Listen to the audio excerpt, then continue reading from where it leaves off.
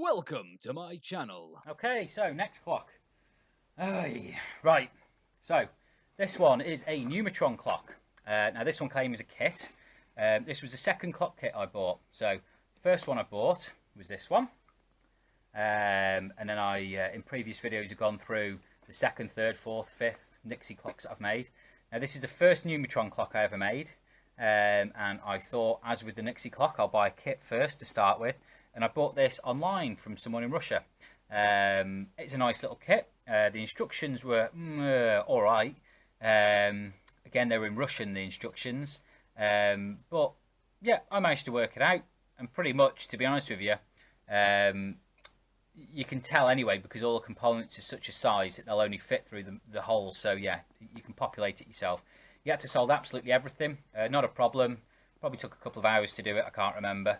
And yeah, it's really good. Runs off 12 volts. And it's got some nice LEDs in it and all sorts. It lights up. And then what I've done is I've gone really over the top overkill, put it in a case and all sorts. And you'll find out why in a minute. So, runs off USB for ease of use in the back there. It's got a little, what do you call them, buck converter, voltage converter regulator.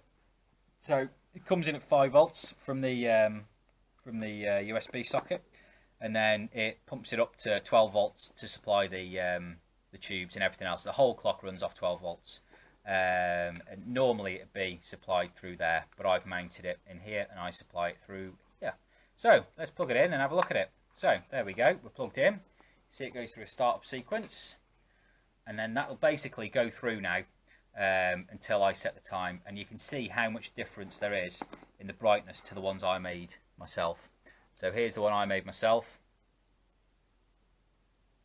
See the brightness difference in them. So that's the one I've done, which seems bright when it's on its own, or it might not in the video because of the LED that's underneath it. Let's turn the LED off. So that's the one I've made myself with the circuit.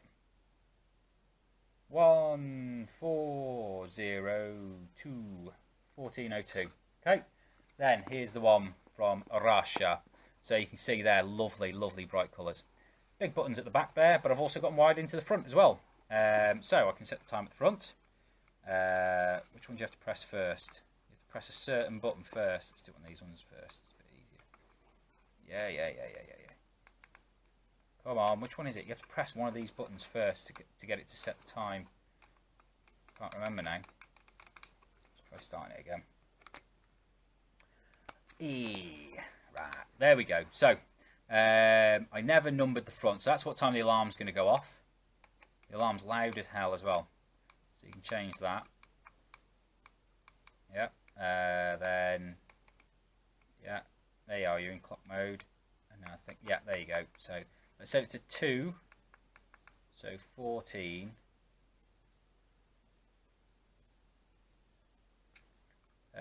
30. No, let's set it to 10 because it counts really slow. There you go, 10 past 4. Okay, and you've also got all the buttons on the front you can change it with as well. But I bought the cheapest buttons possible, so you have to press it really hard to get the buttons to work. There you are, you see.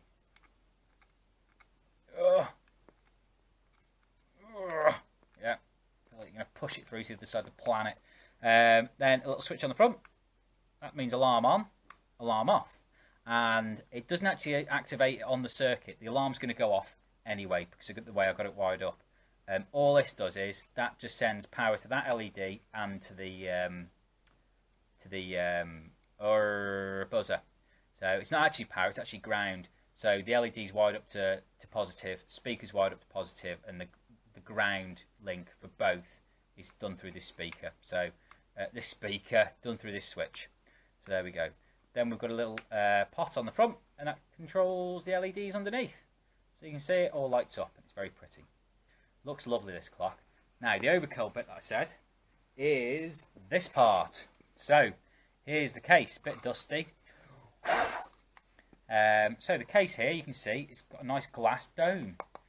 How the hell did he manage to do that?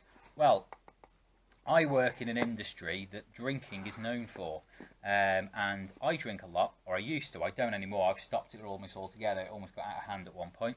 But I drink a lot, and I like whiskey. And to start off a night after a stressful day at work, I'd normally start off with like just a normal scotch, just a cheap scotch, and then as the night progressed, as a final toddy before I went to bed, I'd have something nice like a Lafroig or a Lagavulin. Something smoky and peaty, something that smells like a sticking plaster out of Grandma's cupboard, like this one on my hand here. It's been on for a day now, getting a bit tatty. So anyway, because I like that kind of whiskey, I used to buy it in big bottles, bulk, so it's easy to buy, cheaper, and I've always got a lot on hand. So I'd never run out when I'm hitting the source. And I kept the bottles because I thought one day I'll do something with them. And I was getting quite good at cutting bottles because I was making these bottle clocks, Nixie ones, Nixie tubes in, and then obviously afterwards I've made some other ones like this one. But like I say, this is the first VFD clock I made. So I was getting quite good at cutting glass, and glass bottles in particular. So what I did was I basically got one of my glass bottles, the big one, so that you can tell it's a bit bigger than a normal bottle. Cut the ends off, so I've got a glass tube, and then I just scored it long ways. And then again, like in the technique I discussed in another video, once I've scored it, you just run a blowtorch over it very gently on a low heat. And it takes probably 10-15 minutes, but you can see a crack travelling, and it'll cut perfectly. So yeah, that's how I managed to make this glass dome to it. Really, really eye-catching when the LEDs are on and the light's low. So, what you do with this one, if you can notice, if I turn the light on you will, there's this copper tape along with wires coming up and little solder pads on it to try and make the connection better. And the reason for that is, when I made this, for some reason I had it in my head that these are going to get hot. And I think it's because when I was younger I got given a valve amp, and I used to turn it on and mess with it all the time. And I found it amazing that the valves got so hot. God knows I didn't get electrocuted off that bloody thing. I sold it on eBay. It wasn't on eBay. What did I sell that thing on? It was on Yahoo auctions when that was still going. And some guy in Japan bought it for like 400 quid. And I still to this day I think I got robbed there, because I'm sure it was probably worth more. But yeah, God knows what it was. I can't even remember now.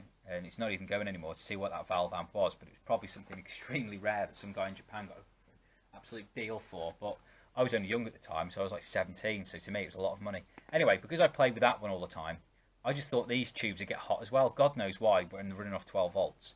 Well, that's got nothing to do with anything. That's got nothing to do with the price of onions. But yeah, I thought they were going to get hot. So I, as a precaution, before I'd even turned it on really and messed with it, I just got it working, and then the next day made this. So I made this, but then you can see inside, look, it's got fans as well. So it's got a fan in each end. So it's got a fan there that pushes and a fan there that pulls. And these are out of laptop bottom coolers from Poundland. So I've cut the ends in this wood. Put them in with a little bit of PCB strip there, you can see along there, and then the wires go down to these pads. One's positive and one's negative, and when you put it on, get it on, there you go. Let's turn it off. You can see there that it lights up at the sides and the fans go. Let me take the camera off for a minute. So yeah, you can see there that the fans are going on it, and yeah, it looks really pretty. I mean, in this video it looks all white and washed out, but yeah, it looks absolutely great in real life. Everyone always comments on this when they come through the door, because it's sitting at the top of the staircase. Well, they don't comment on it anymore because it's never on. But yeah, I get told to turn all my clocks off by my wife one day, after we had a big argument about them, because I had so many of them on. If you watch my videos and stuff, you'll see how many I've got, and they were all scattered around the house. As I said in another video, they're under the TV, and she could never concentrate on the stupid trash she watches on there. So yeah, anyway, they all had to be turned off. So that's quite a nice clock. Anyone who's seen that kit online and thought about buying it, because it's not expensive, this kit, I'd recommend it. It's really good. It's incredibly bright, works well, keeps time, and yeah, it's a nice clock. I should have it on more, to be honest with you, but The only downside of these things is they're so bright you can't really have them in the room because they're too bright to have next to the bed and stuff. But yeah, there we go. So there's another one. Anyway, thanks for watching. Make sure you subscribe to the video, to my channel, so you can see some more videos. You can see some interesting things, because hopefully I would have uploaded all the videos on things like this Nixie clock I made, that electrocutes you if you want to. Some watches, Nixie watches, Numitron watches even. Some ones with little doors on them, look at that. Hey? Make sure you watch the channel, because you'll be able to see all this kind of stuff. And then there's clocks made with multimeters. There's clocks out of MiG fighter jets. And then there's all the things, DIY videos, hopefully, of me doing stuff, gardening, hydroponics. And yeah, so thanks for watching anyway. Make sure you subscribe. Like the video if you like it, hate it if you hate it. Then make sure you press the down thumbs button, because then it'll make me know that I don't need to make any more videos like this. And yeah, make sure you subscribe. Cheers for watching. Thanks, bye.